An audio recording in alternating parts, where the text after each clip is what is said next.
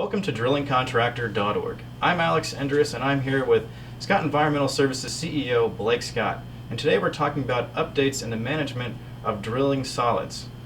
Blake, thanks so much for joining us today. Thanks, Alex. I appreciate you having me. So my first question to you is, what expectations have you seen from U.S. regulators so far on the management of drilled solids?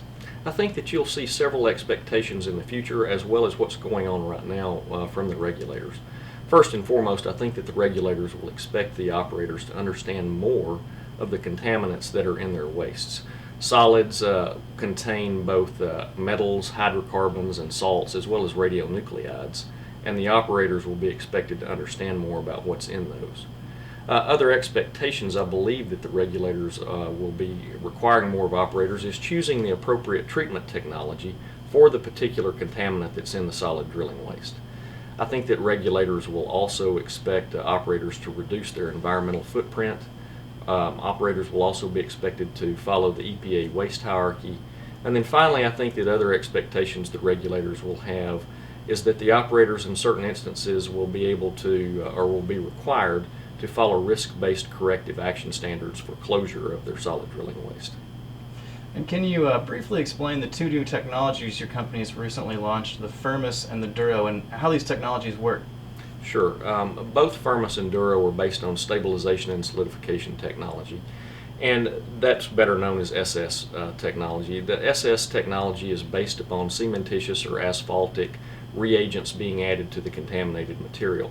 The purpose of that is to create material that is durable, it has a low hydraulic conductivity, it has high strength, so that you reduce the amount of leachate that is in contamination that's coming out of the material.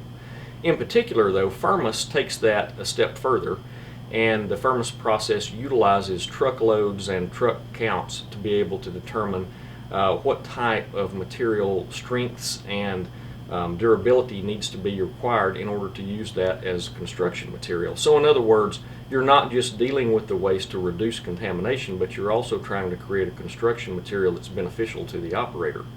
That process is best used when you have high construction costs as well as high disposal costs. The Duro process uses SS technology as well. However, the material is just buried back on the generating site that it came from. Now, that doesn't mean that it can't be used for construction purposes. You can set frac tanks on the material after soil has been placed back over it or rock, or you can set production material back over it. That process is best used when you have high disposal costs on it. What results have you seen so far in the field with these two new technologies? We've had some really good results on both technologies. For instance, we have built out of oil-based cuttings over 5 miles of main lease road in the Texas Panhandle. That particular road received over 100 truckloads per day of traffic. We have utilized the same technology to build about 2 miles of lease road using freshwater cuttings in South Texas. That road received about 30 truckloads per day of traffic. We've built about a mile of road out of material in South Louisiana. That road received about 20 truckloads per day of traffic.